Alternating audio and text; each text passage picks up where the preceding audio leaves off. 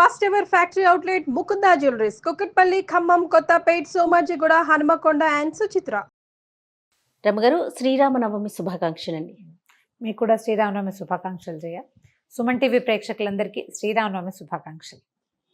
నవమి యొక్క విశిష్టత అందరికీ తెలుసు. ఆ రోజు మనం ఏం చేస్తాము, ఎలా ఉండాలి, ఏంటి, మీరే చాలాసార్లు మన ఇద్దరం మాట్లాడుకోవడం జరిగింది కదా. నాకు శ్రీరాముడి యొక్క గొప్పతనం రమగారు ఇంకొకసారి వినాలనిపిస్తోంది. రామో విగ్రహవాన్ ధర్మ, సనాతన ధర్మానికి ఆయువు పట్టు రామాయణం. అవును. ఆ రామాయణ కథానాయకుడు రాముడు.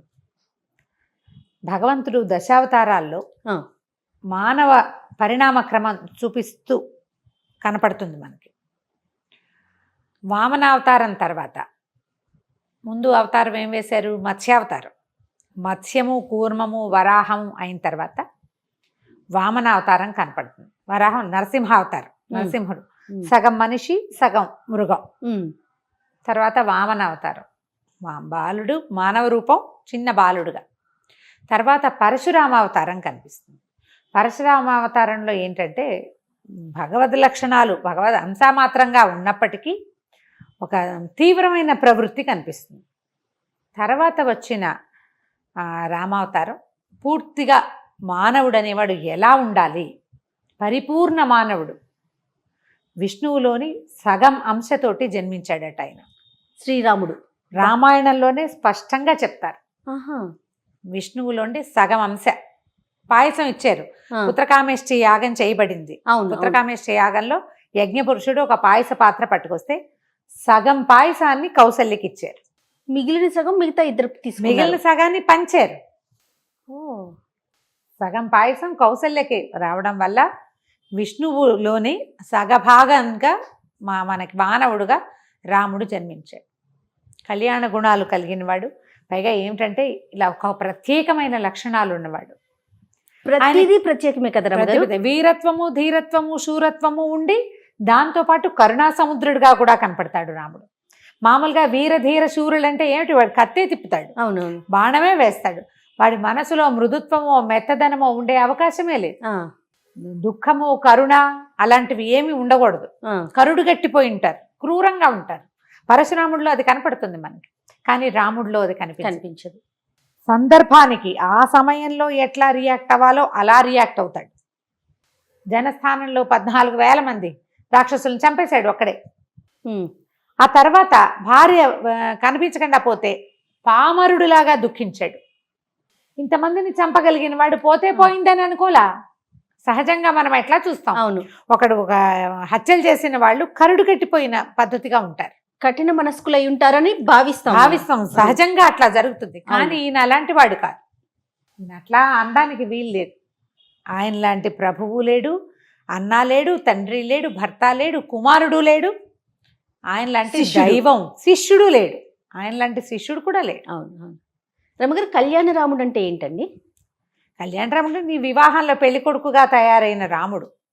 అంతే. ఈ కళ్యాణ గుణాలంటే మనకి రామాయణం మొట్టమొదట మొదలు పెట్టినప్పుడు వాల్మీకి ఒక ప్రశ్న వచ్చిందట.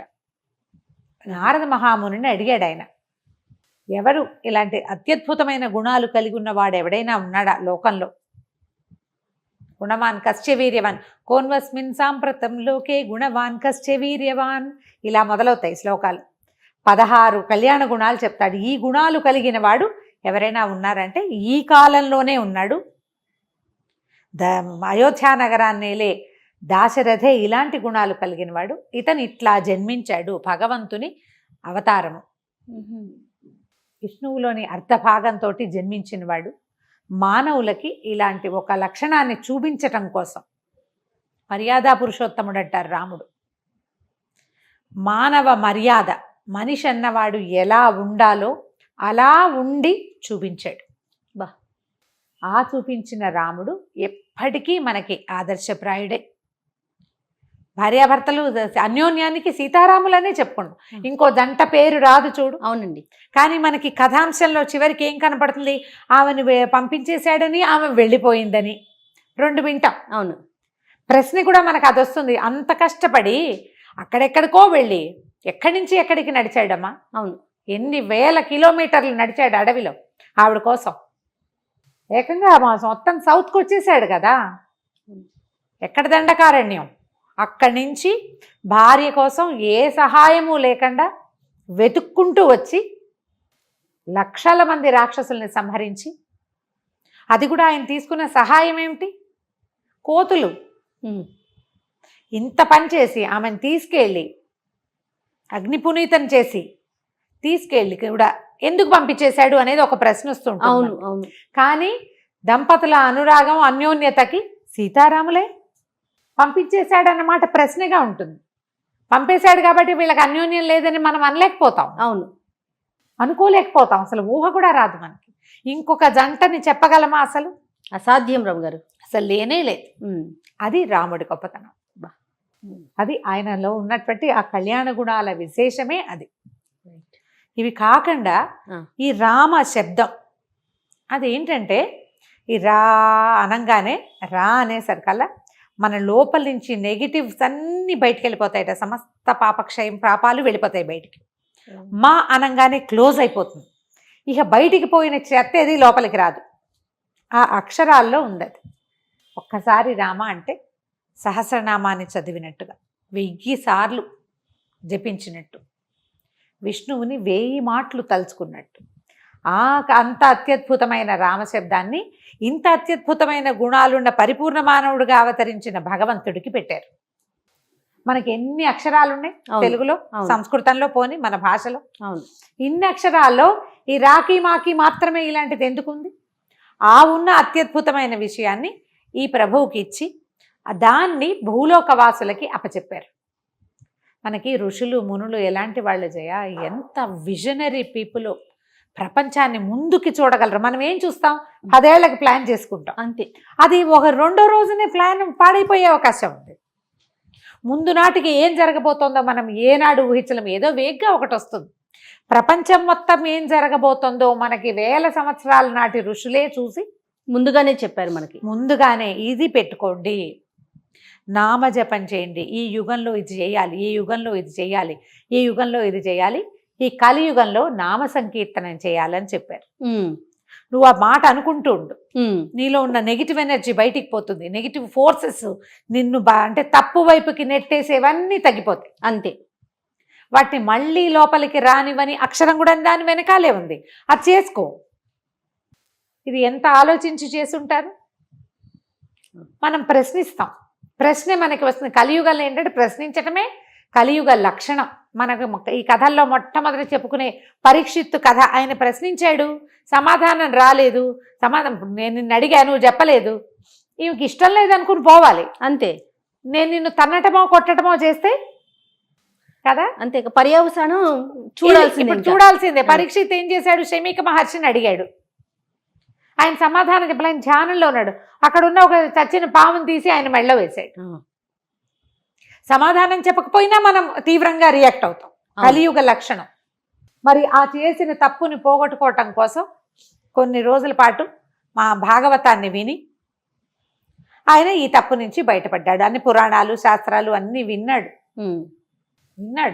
భగవన్నామ సంకీర్తన విని ఎన్నో కథలు, భాగవతం చెప్పించుకోవాలి. మామూలుగా అన్ని కథలు చెప్పించుకున్నాడు. ఎన్నో శాస్త్రాలు విని అయినా కూడా మరణాన్ని తప్పించుకోలేకపోయాడు. కలియుగ లక్షణం అది. కలియుగంలో ఇలాంటి లక్షణం ఉంటుంది కాబట్టి మనకి రామనామాన్ని అందించారు. అది తెలుసుకోండి. సులువు, అంతే. పెద్ద కష్టపడక్కర్లేదు కదా. రామ అంటాం ఏం కష్టం? రామ అనుకో కూర్చుంటే రామ, నుంచుంటే రామ, పడుకుంటే రామ, రామ రామ అనం. ప్రతిదానికి ఏదైనా తప్పు జరిగింది నేను చేయలేదు అని చెప్పడానికి రామ రామ అనొచ్చు. ఎంత తప్పు జరిగింది అనడానికి రామ రామ అనొచ్చు. నువ్వు అన్నిసార్లు అంటే క్రమంగా తప్పు చేసే ఉద్దేశం నుంచి నువ్వు బయటకు వచ్చేస్తావు.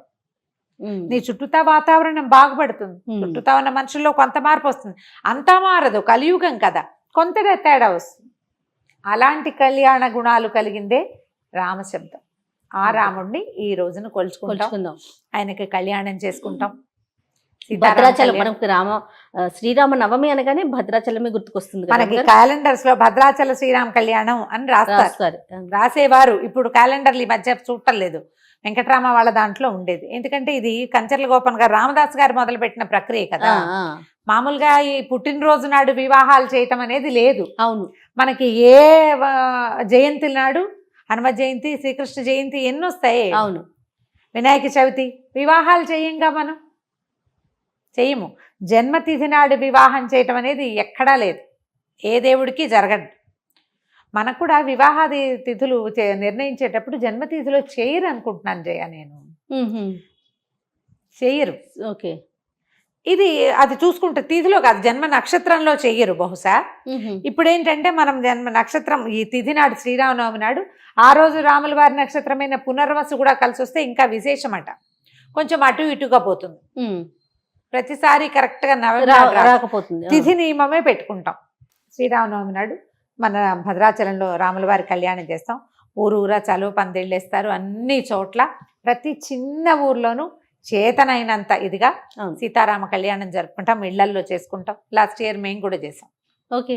సీతా కళ్యాణం సీతా కళ్యాణం చేస్తే ఏంటంటే మనకు ఆడపిల్లలు లేని వాళ్ళకి కన్యాదాన ఫలితం లభిస్తుంది, అదొక ఫీలింగ్. రాముల వారి కళ్యాణం చేసుకుంటే మనకి మంచిది, పిల్లలకి మంచిది, సంసారానికి మంచిది, మనకే ఒక సాటిస్ఫాక్షను. ఈ కళ్యాణాన్ని ఇవాళే కాకుండా మన పెళ్లి రోజులు అప్పుడు ఏవైనా మనం గృహప్రవేశం చేసుకున్నప్పుడు అలా కూడా చేసుకోవచ్చు జయ. ఓకే. సీతారామ కళ్యాణం చేయొచ్చు. భగవంతుని కళ్యాణం మనకి మన మంచి పరిస్థితుల్లో చేసుకోవచ్చు. మన పెళ్లి రోజునే మనం ఇంట్లో సీతా కళ్యాణం జరిపించుకోవచ్చు. ఓ పురోహితుని పిలిస్తే సీతా కళ్యాణ ఘట్టం చక్కగా చదువుతారు, చేసుకోవచ్చు. సీతా కళ్యాణం ఈ రోజునే మనం శ్రీరామనవమి రోజునే కళ్యాణం జరిపించుకోవచ్చు, మన ఇంట్లో చేసుకోవచ్చు. ఒక పురోహితుని మన వాళ్ళని చుట్టాల పక్కలని పిలుచుకుని విశేషంగా చేసుకుంటే ఆడపిల్లలకి, పెళ్లి కావాల్సిన ఆడపిల్లలు ఉంటే వాళ్ళకి రాముడు లాంటి భర్త లభిస్తాడు. మనకు ఆడపిల్లలే లేకపోతే సీతాదేవిని కన్యాదానం చేసిన ఫలితం మనకు లభిస్తుంది. పిల్లలు ఆడపిల్లలు పుడతారు, అది కూడా చెప్తారు ఇంట్లో కళ్యాణంగా మనము. అవును. దీంతో పాటుగా మనం చేసుకునేవి ఏంటంటే పానకము, వడపప్పు. పానకంలో కాస్త సొంటి పొడి, మిరియాల పొడి వేసి పానకం. ఇప్పుడు ఎండాకాలం మొదలవుతుంది, చైత్రమాసం కదా. అవునవును. ఎండాకాలం మొదలవుతుంది. ఈ నవరాత్రులు మొదటి రోజు నుంచి, ఉగాది రోజు నుంచి మొదలుపెట్టి 9 రోజులు కళ్యాణానికి జరగవలసినటువంటి అన్ని రకాల విధులు జరిపి 19వ నాడు కళ్యాణం చేసుకోవటం ఒకటి. 10వ నాడు పట్టాభిషేకం చేసుకుంటారు. ఒకవేళ ఇలా కళ్యాణాలు పట్టాభిషేకాలు చేయకపోతే మనం దీని రోజున, శ్రీరామనవమి రోజున పుత్రకామేష్టి యాగం, శ్రీరామ జననం చదువుకోవచ్చు, సీతా కళ్యాణ ఘట్టం చదువుకోవచ్చు, పట్టాభిషేక సర్గ చదువుకోవచ్చు రామాయణంలోంచి. ఓకే. పట్టాభిషేకం కూడా చదువుకోవచ్చు. దశమి నాడు పట్టాభిషేకం చేస్తారు చాలా చోట్ల. భద్రాచలంలో కూడా పట్టాభిషేకం జరుగుతుంది, నా జ్ఞాపకం ఉంది. ఇది వరకు రేడియోలో వినేవాళ్ళం. మా దుగుడు తాత గారు రాసిన జానకితో జనాంతికం కూడా వింటూ ఉండేవాళ్ళం. సీతాదేవితో ఆయన మాట్లాడింది అనమాట. చాలా బాగుండేది టాక్ షో.